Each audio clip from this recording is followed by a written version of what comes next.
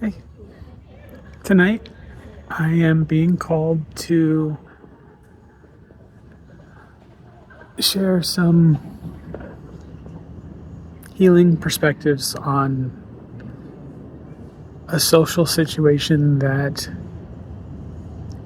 in today's world is a challenging thing to exist within.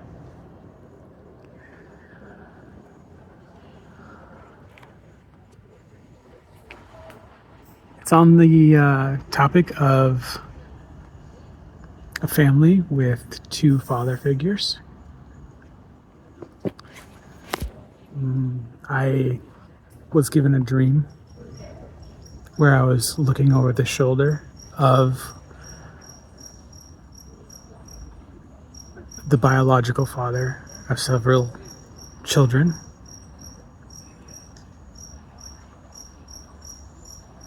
in a situation where his wife was very, very happy.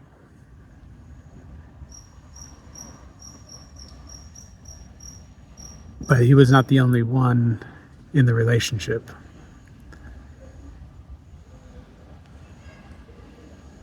One of the children had a piece of luggage, or baggage potentially, from his father, the biological father. And the rest of the children, and there were several of them, had the exact same luggage with a symbol representing the other father figure.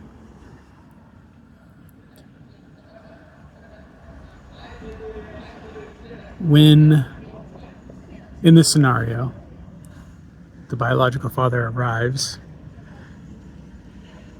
in a parking lot, his wife and the children are up on a balcony, and he's looking up to them, and she's waving down, extremely happy, like to see him, like there's clearly love there. All the children are lined up next to her with the big piece of green luggage. None of the children looked particularly happy.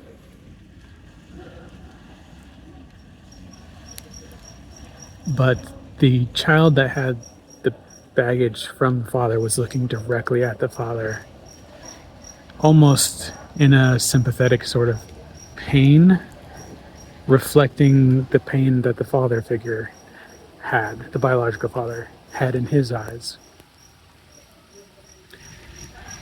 I don't know if it's relevant or not.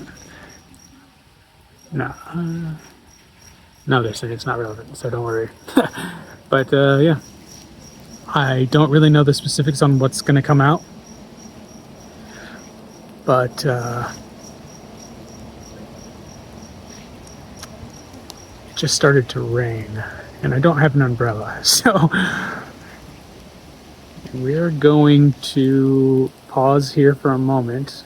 I'll come back and I'll set the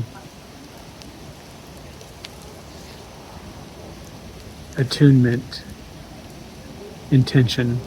I'll attune to the intention of the channeling, and we'll take it from there. I'll be right back. This is good enough. The tree will shield most of it.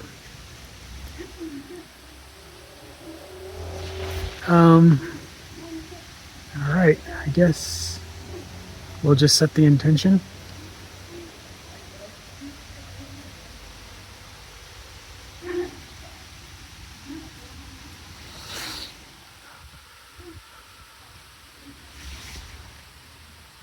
Surrendered with faith, in service to our highest good.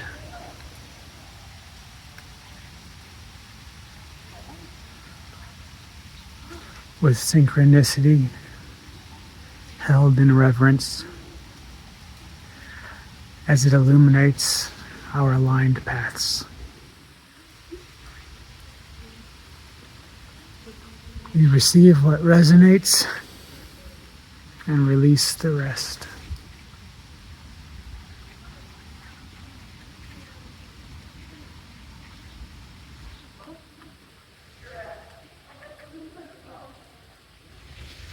So in this scenario,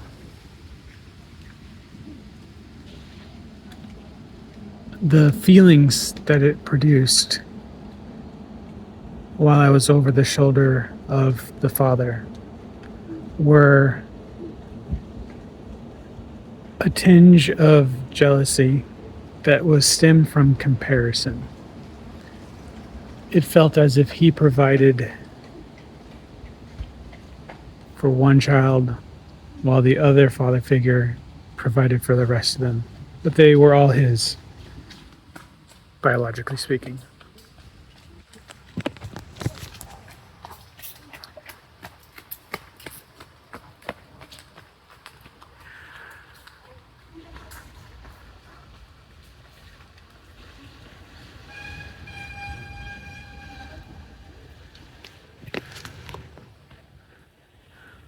We often in this society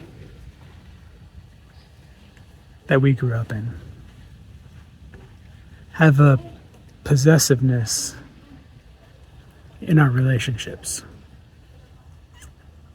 that doesn't really allow for an open type of relationship.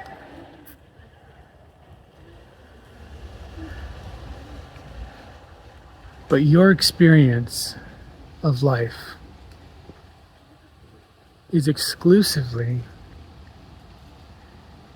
what you focus on, what you give your attention to, where you're pointing and exercising your third eye, what thoughts that are appearing in your head do you remain focused on. Because the direction you're focused comes with an emotional charge. And if you're focused in a particular emotional charge, you're attracting more that's going to produce the same charge. It's going to amplify the feeling state that your attention is drawing in. So if you focus positively, it will raise your vibration. You will draw more thoughts. You will attract more thoughts and then more manifestations as a result of the things that you're focused on. So it's important. Sorry, I don't know why. I don't really 100% control where my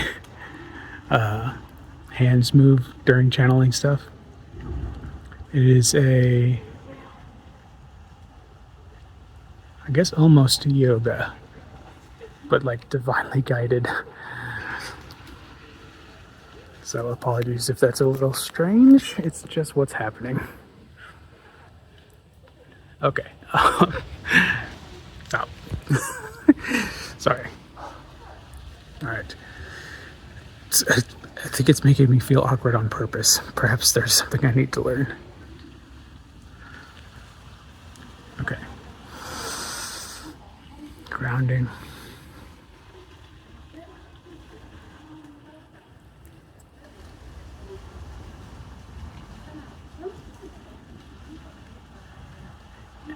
It's important that we start off by focusing on the positive. Because the challenging emotions in this scenario cannot be solved from diving into that feeling state and looking around from that vantage point. You're just going to draw more of the same. So we need to raise the vibration up, stay focused on the positive, and then from the higher vantage point, we can see the situation more clearly. The variables in it.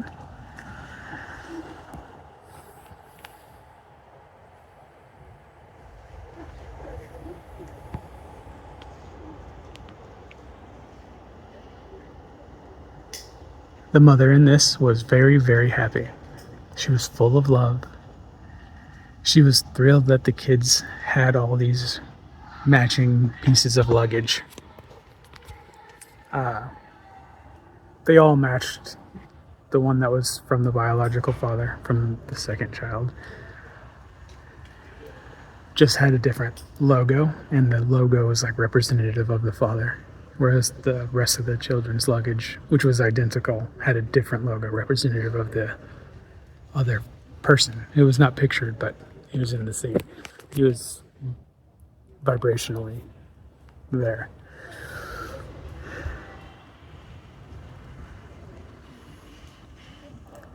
She was joyous, like, hi, looking down, greeting him as he arrived.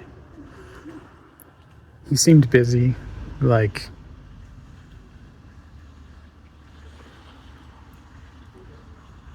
relieved to be home, but that tinge of jealousy was there and generated from comparison.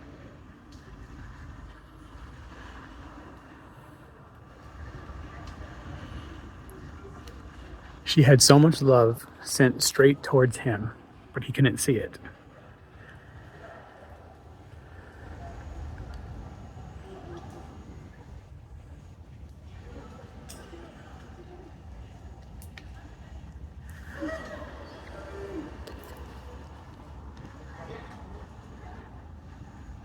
So it's first important to recognize, if you are in this scenario, how much love you are receiving.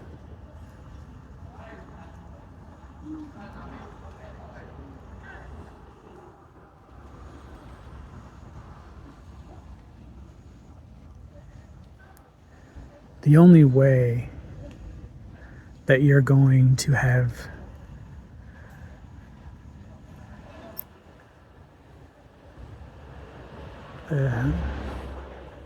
let's backtrack on that for a moment.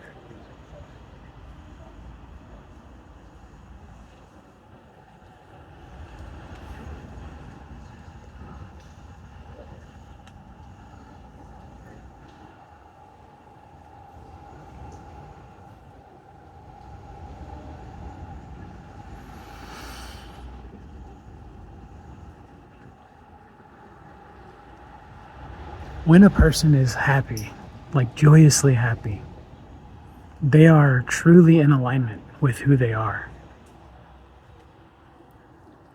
Moment to moment, they are overflowing with their love for themselves, which is where all authenticity comes from, is self-love.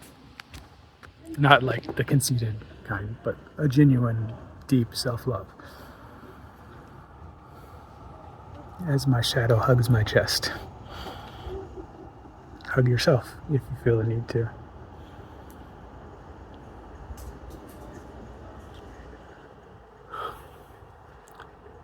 When we see an emotion that doesn't resonate as joyously,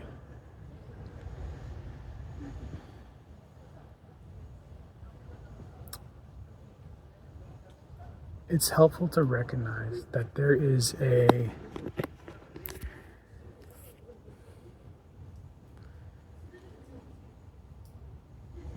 lack of self-love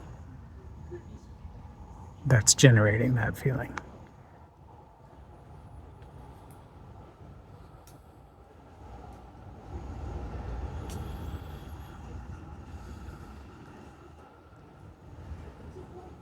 If we take a step back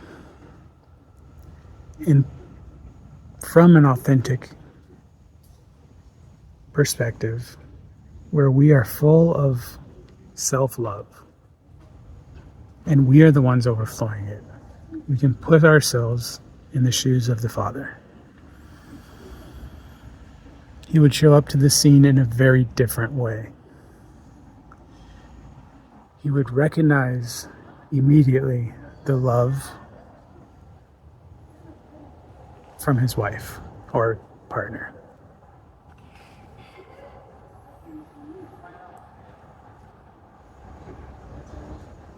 His love would be matching hers, and it would amplify, because that's what constructive interference does. When two similar vibrations align, it peaks. So there's this like divine love that occurs, and it's a very distinct feeling when that does occur. Perhaps it's closest to unconditional love.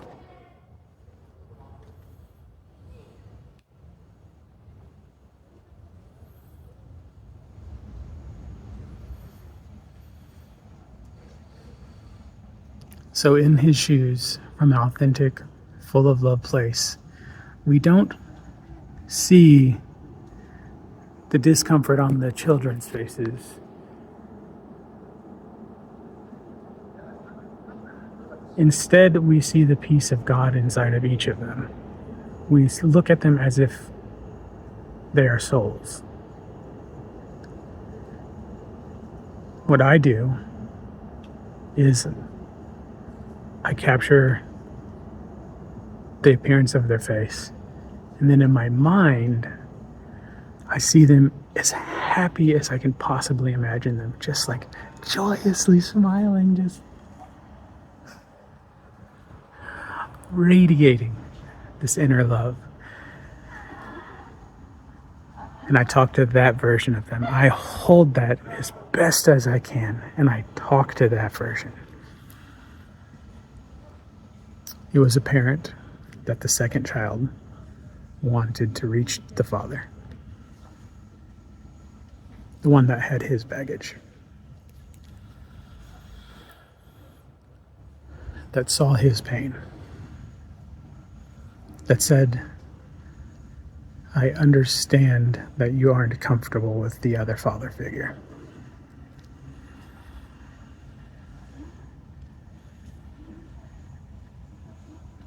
But if we were our authentic selves, even if the child still had that baggage, no matter where it came from, we would be seeing him or them, it wasn't clear, in a very happy, joyous way, even though their actual circumstantial state was not that. And we would keep that image in our mind and talk to them as if they are that joyous person. Did you build something new out of Connects? What's the coolest thing that you built recently? There was a feeling that the father was relatively absent for work reasons or whatever.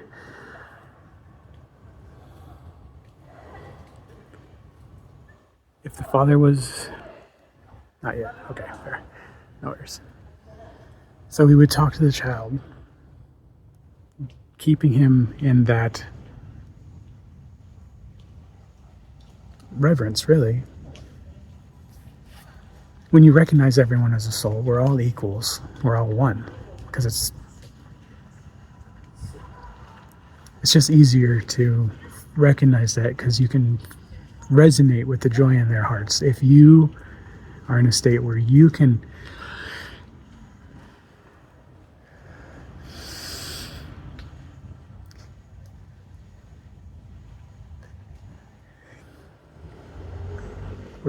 generate it, where you can pull it out of yourself, and then you see it in others regardless of what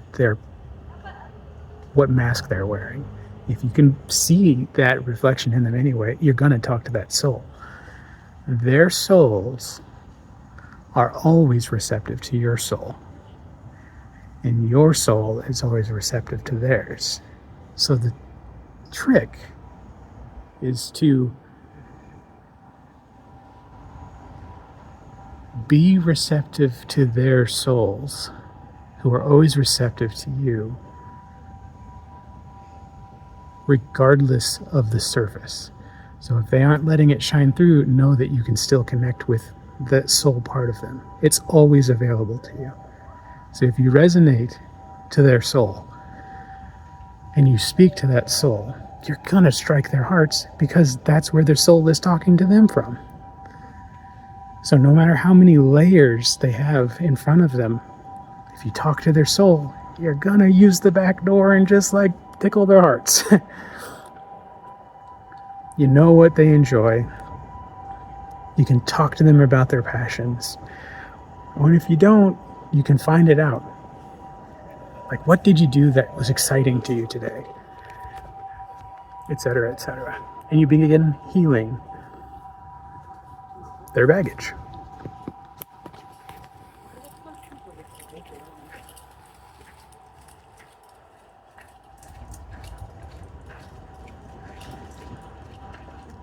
If the father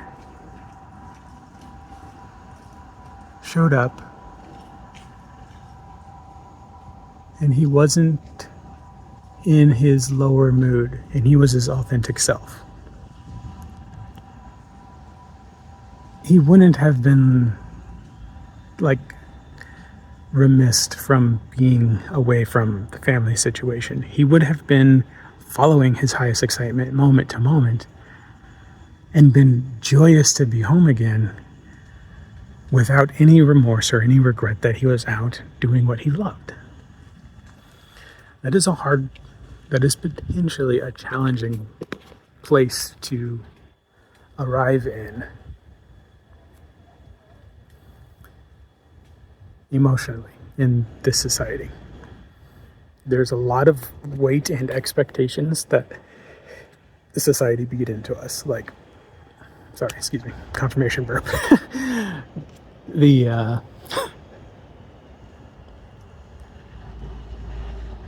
The weight that we carry that weighs us down is from the beliefs of others that were out of alignment, that got pushed onto us. We can investigate our belief structure and we can release those beliefs and we can feel much, much better. One moment, my feet are...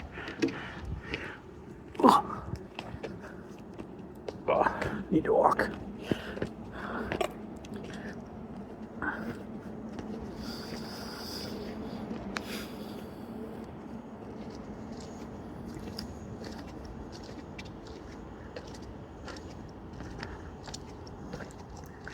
There are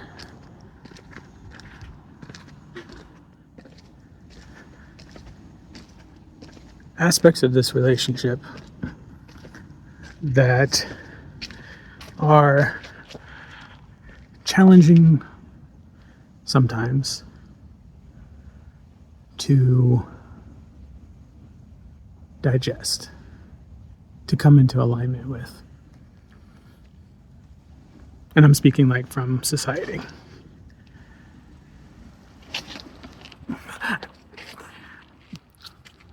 Gotta trust where I'm guided to. So, oh gosh, 1 second, I don't know why. Okay, here like this. Fine. Okay, put that down, thank you.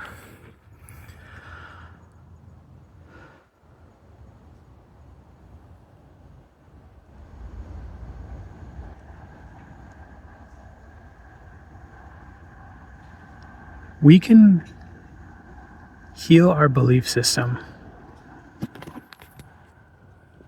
in such a way that jealousy becomes compersion. Seeing the joy of anyone else for any reason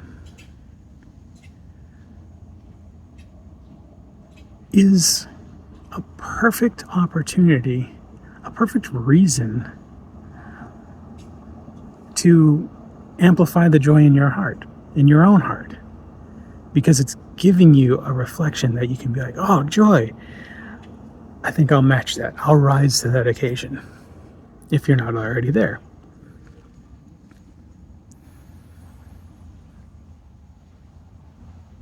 The joy of the wife, the mother figure, partner, was so evident and so beautiful and so joyous that it might have cast a deeper shadow on the father figure. It made his own shadows stand out more, become more of a silhouette in her light. And that's a good thing. because we have no choice but to look at them, because the feeling is going to be louder.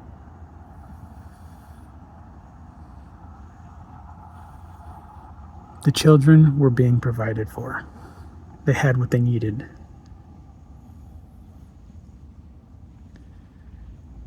And you might say, except maybe connection to the father who was absent.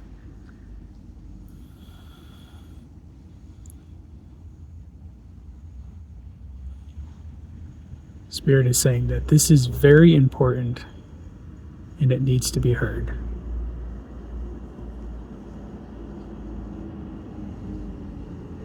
"10 years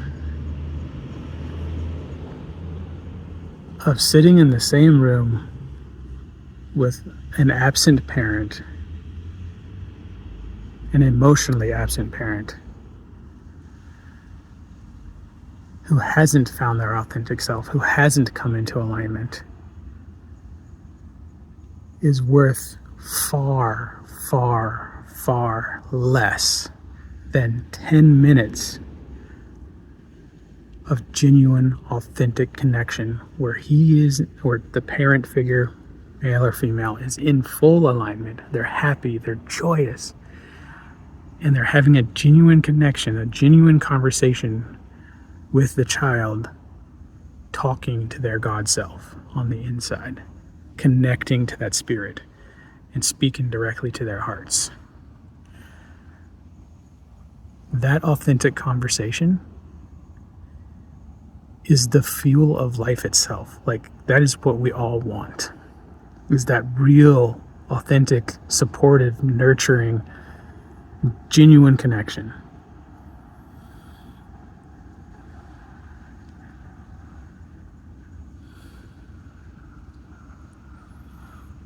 There are many of you out there who may listen to this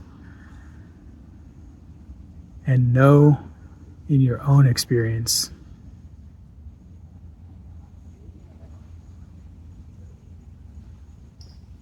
who may not have had a single authentic connection with their own parents. Your parents may not know a single thing about you because they're still dealing with their karmic cycles, their baggage, they're saying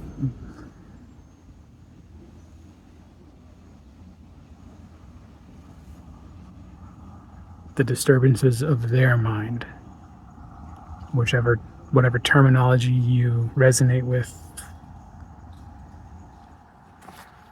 Yeah.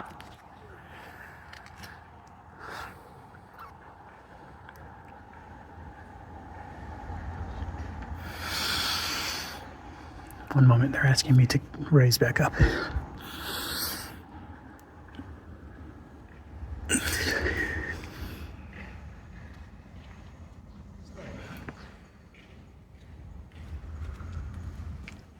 Okay, we're back.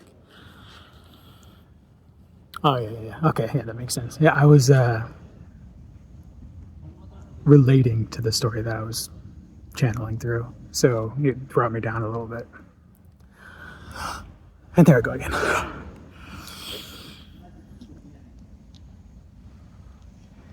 Thank you. Okay, sorry.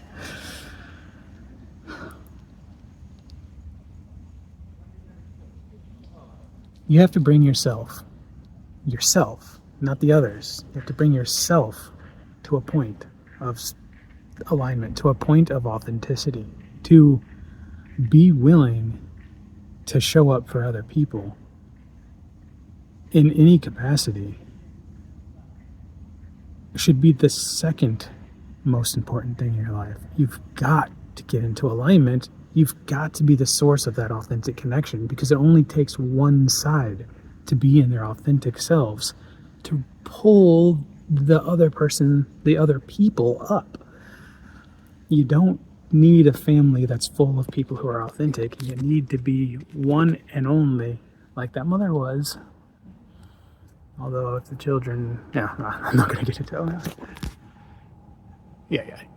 There's judgment vibes there. Anyway, that wasn't the intention of the dream. That's fine. No worries. Yeah.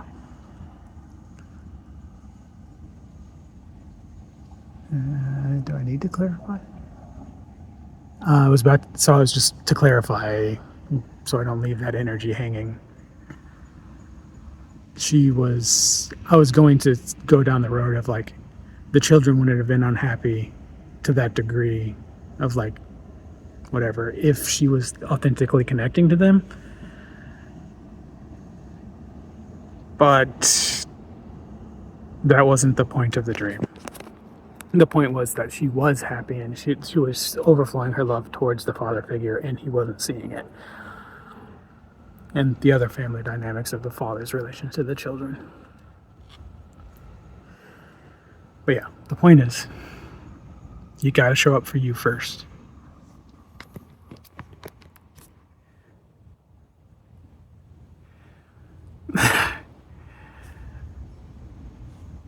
There's other aspects of that kind of relationship, which for me is a turn on because of compersion. The pleasure and the joy of another person is so easy for me to attune to that it is my pleasure.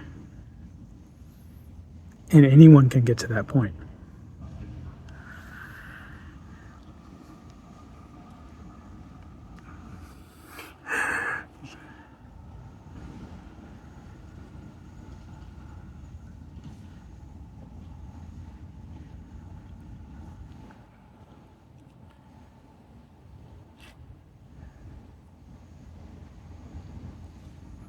Sorry, a little conversation.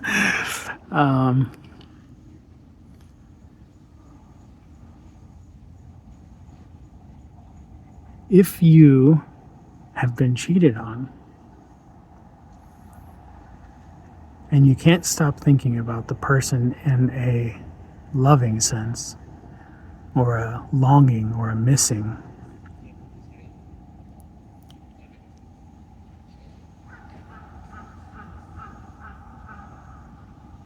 there's a crow speaking.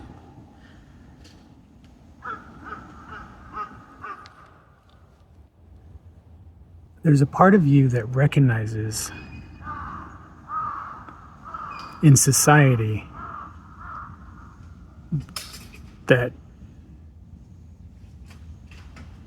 the rules you grew up in don't resonate with you. You recognize the value of the connection. You have love. And there's a part of you that doesn't care that she was hooking up with someone else, that she was following her excitement in the moment and doing what she wanted to do, having fun, living her life. Or his. Sorry. Yeah.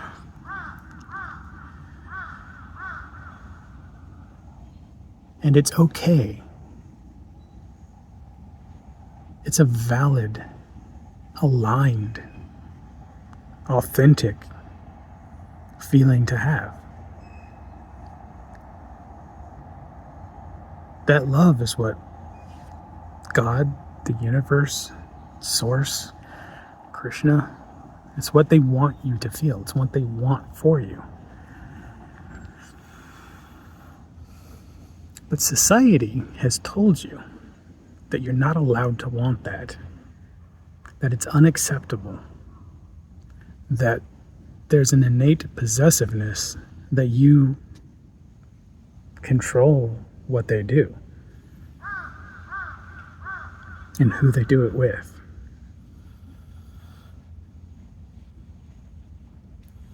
Now, this relationship obviously moved past that, but not fully.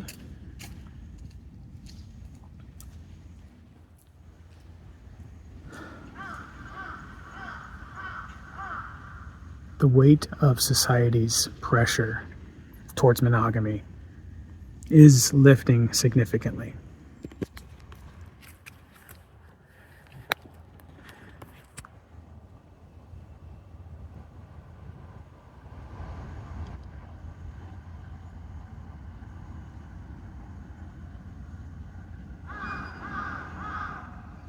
It's still a completely valid expression, monogamy.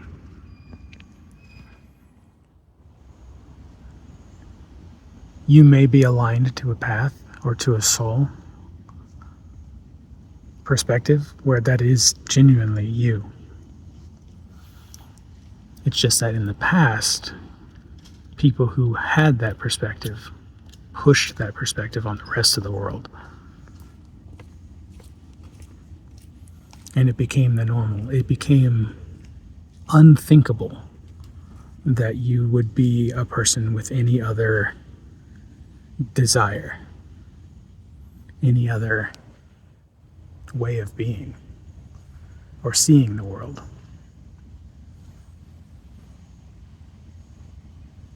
So there's a lot of psychological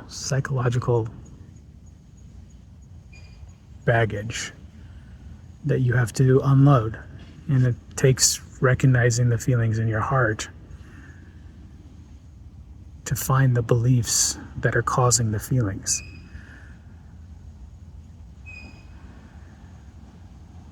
And once you identify the belief, you know the name of your demon. And once you know the name of a demon, you have power over it.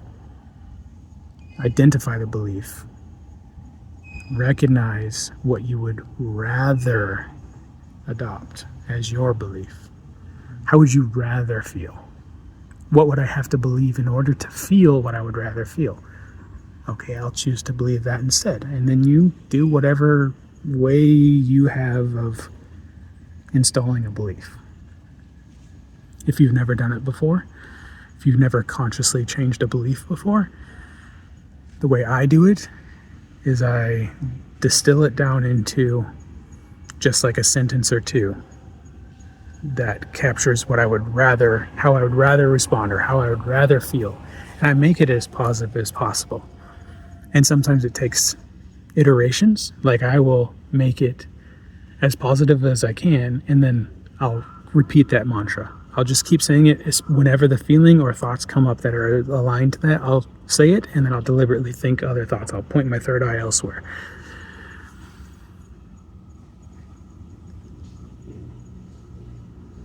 If you do this, you will, in just a short amount of time, you will see the negative parts of your mantra, if there are any, and you'll iterate, you'll clean it up, you'll make it even more in alignment. And it'll be interesting the more you do this, because you'll recognize it almost in a unexpected kind of like, how did I not realize the negativity there sooner? That happens sometimes, and it's okay. You're not looking for perfect. You just want to show up for yourself with nurturing and supportive voices. The critical and deceptive ones,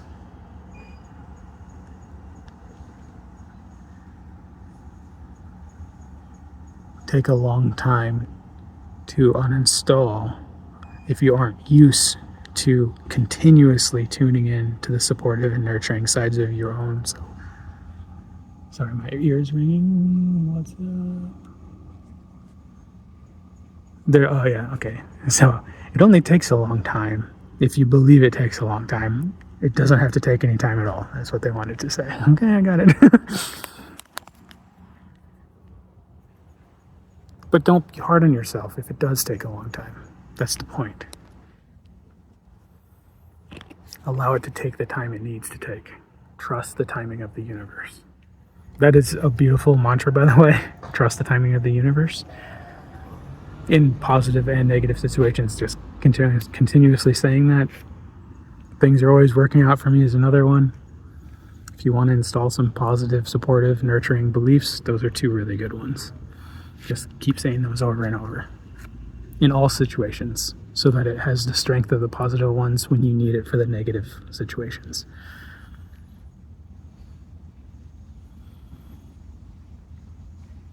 I'm going to leave it here for now,